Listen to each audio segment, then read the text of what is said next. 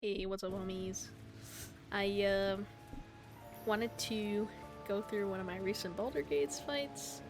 Kind of go through my thinking as a newbie, because I'm kind of a newbie in the game still. But I don't know, maybe it would be helpful if there's other folks still learning the game. And I feel like I learned a couple things this fight, so kind of wanted to just like commentate on it. But yeah, so here is like the Goblin Camp. Basically after we rescued, I guess spoilers, after we rescued Halsin, so the goblins don't really like us right now. So I think kind of like the main thing one of the big things I learned about this fight was like approaching fights. So I decided to like group hide us and then try to like sneak attack and like join in each of my party members like one by one. I didn't know that was something you could do. So kind of like learned that today, so that was kind of cool. But yeah, here I'm just like using my Misty Step thing. I have it from like a necklace that like my duo gave me. And since like my character works really well with range, she is a, hopefully I'm saying it right, druid.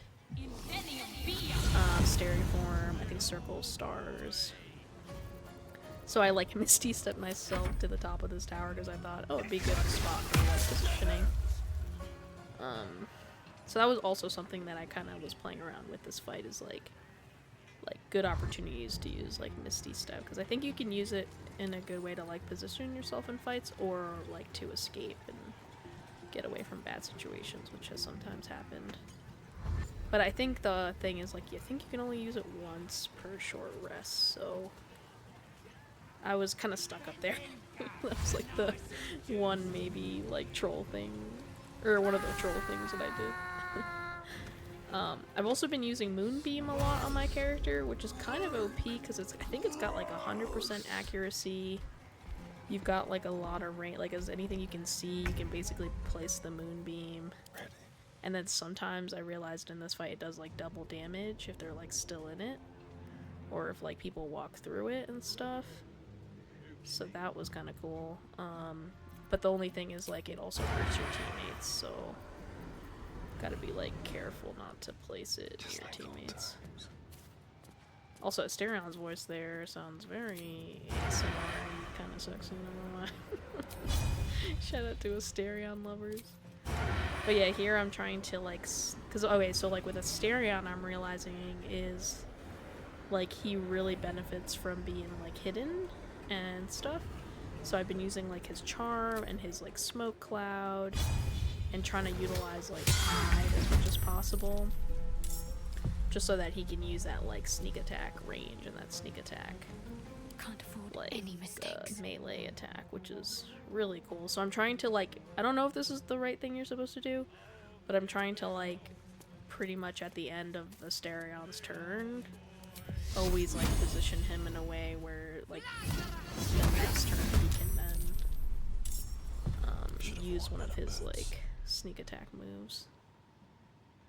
So here I'm just like one by one entering the teammates.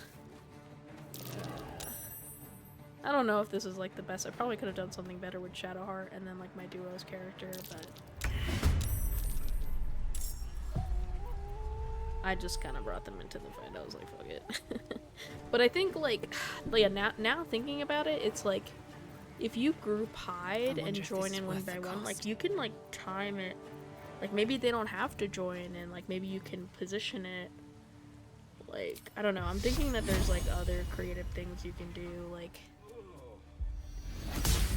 because I think like I have the mentality of like just bring everyone into the fight, but I'm thinking maybe there's scenarios where maybe like two of your characters can fight, and then maybe you can position someone and then have them join in later and like surprise. And I guess in this terrain you can't do much, but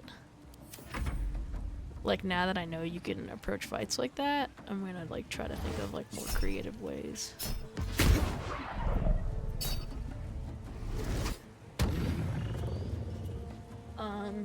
And then those two things were just like I got like I gave my character like this lucky thing after she hit level 4.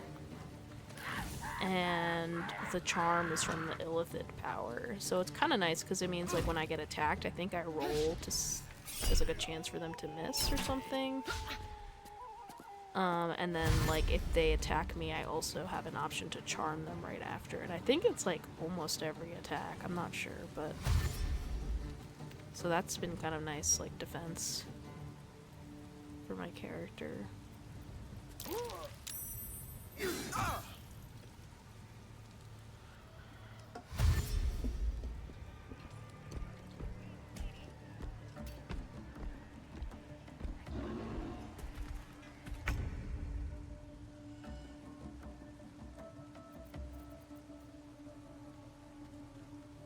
Here, I think I noticed, I was like, oh, they're all kind of grouped over there, so I was like, let me throw this little thing.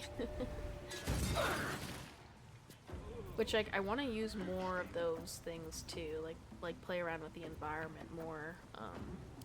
It's not in this fight, but, like, I'm thinking, like, one cool combo I could try one day is I could go into my spider form and shoot, like, a bunch of webs in the environment, and then have maybe like one of my teammates throw like a flask, and then like, because I noticed that like when you do that, the webs and like burn up.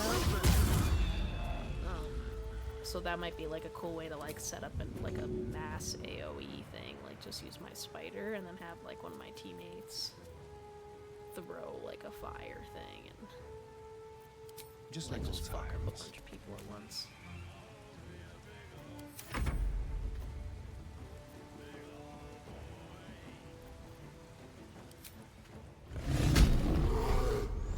So normally I wouldn't be playing this character, this would normally be my duo, but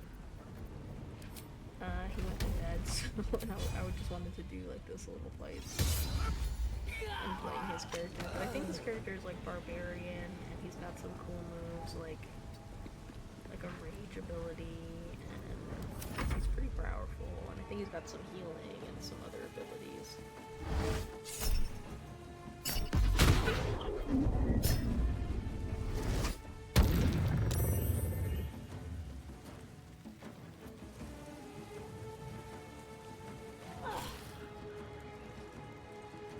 And then I guess, yeah, the other like nice thing about using the environment and stuff too is like they can get attacked. I mean, it's not a lot of damage, but they get attacked over multiple turns, which is kind of nice.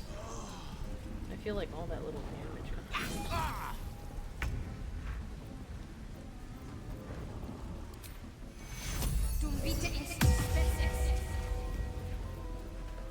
I'm still kind of learning Shadowheart, if anyone got tips. Here I'm just like buffing. I mean, I'm assuming that's what she's mostly good for, because I know she's a cleric, but I'm still trying to kind of figure out her abilities. I'm probably going to play around with some spells too, maybe change around some spells. I might not have like the best spells equipped.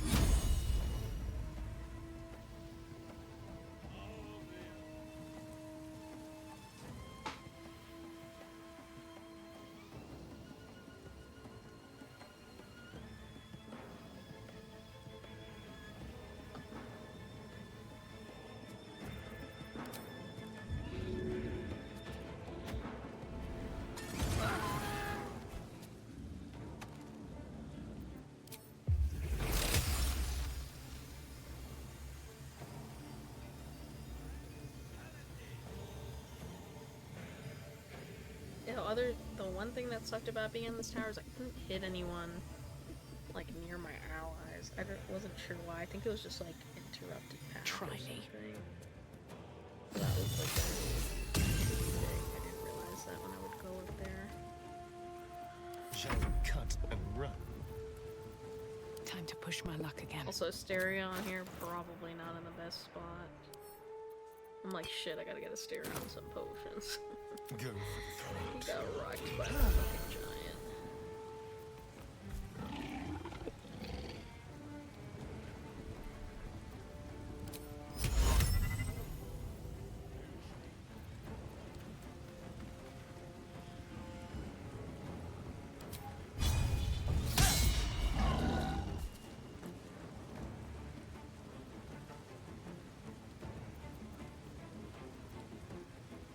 Come on, can't stay idle.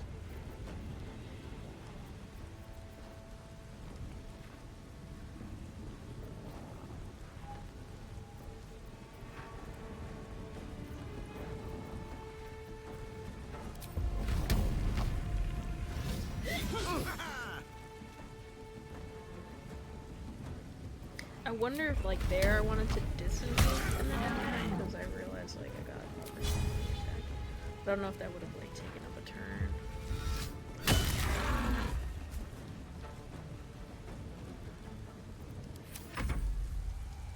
I'm still kind of learning about that, so, like, opportunity. But I guess that's what disengage is for. Disengage, like, allows you to move without getting opportunity attacks, so I gotta use that more, I think.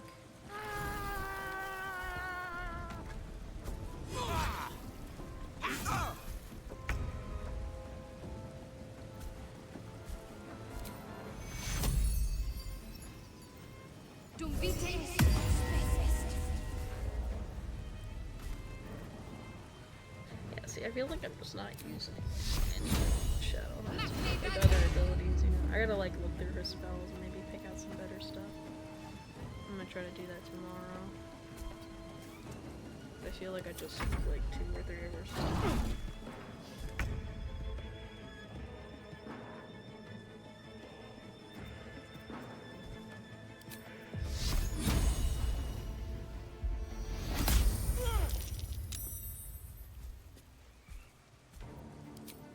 And then I think here I probably didn't need to attack him with my arrow, because I think he would have died from the moonbeam if he stayed in it. Because he probably would have stayed in it, I was Breathe guessing. deep and move. But I couldn't hit the enemies near the ally anyways, so I couldn't really do anything actually after I wiped out those other guys. But it still worked out being up there, I think.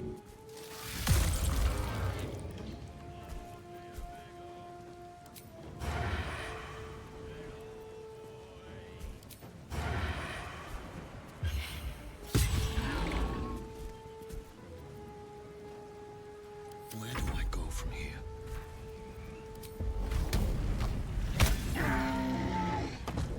Got the big guy down.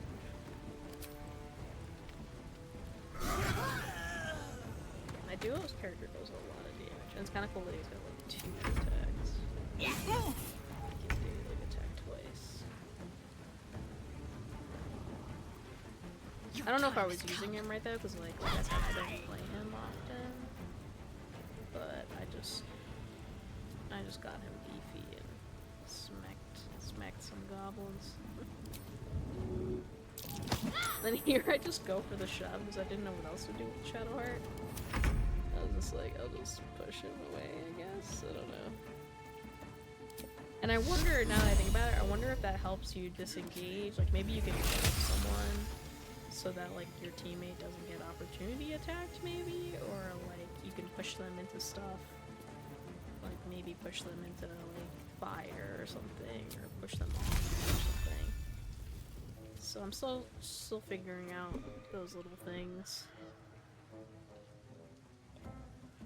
Yeah, again, my character here is kind of useless. Like I can't hit anyone for some reason from up there at this point. So I'm kind of like, okay, I guess I'm done.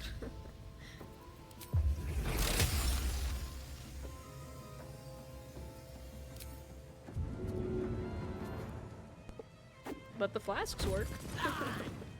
Good thing I had a lot of those thingies.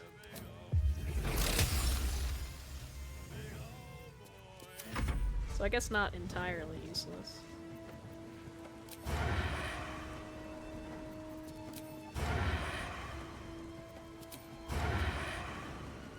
Yeah, I think here I can't use the sneak attack because I didn't get to hide.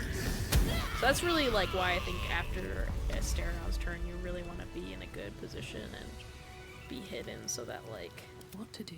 your next attack, when it's your turn next, you can like attack better. Don't waste But a yeah, step. that was that little fight. There does end up being like another fight here because I got stuck after I'm like, how do I get down from here? And then I started like another fight. So I just like, and I still couldn't get down, so I just like did what I was doing before, like doing beams and arrows. All right. and then I have like my teammates join. I'll probably like skip forward this because it's not like super a lot learned here. The only thing that like I think I can again like learn is like how to approach the fight. So like here I realized like everyone joined the fight because we weren't group hidden. Nothing's easy these days. So once Asterion attacked, like everyone joined the fight. As opposed to like if in like the beginning of the other fight, like if everyone is hidden and then you attack, like only you can join in one by one, which is kind of cool. So I didn't know that was like a thing, so I just kind of figured that out today. But yeah, this fight isn't like super entertaining. Puke stink.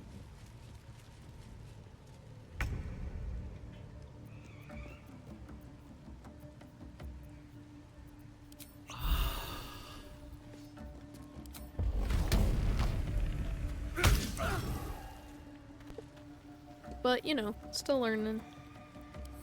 I'll skip ahead. I don't think there's much here. I think like the only funny thing is like, oh yeah, staring at a direction. But I think I just like couldn't figure out how to get down. So I think I like ended up like at the end of this. I'm trying to see. Oh, one of my new followers with the sad hammy. I think yeah, what I ended up having to do was short rest and then Misty step down because I had no idea how to get down.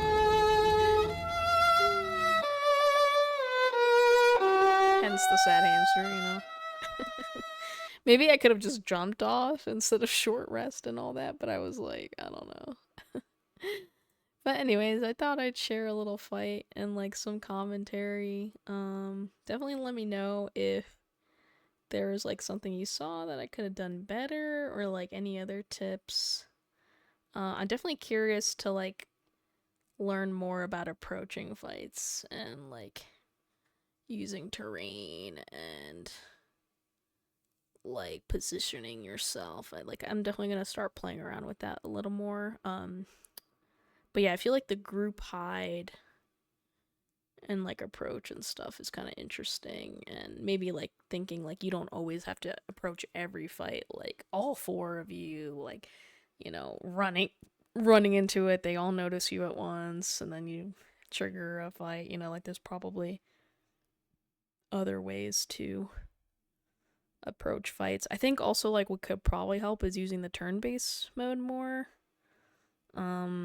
I haven't really used that a lot like outside of combat, but I wonder if that would help with like approaching fights as well. Not entirely sure, but stuff I'm gonna play around with. But yeah, anyways, have a good night everyone. Peace.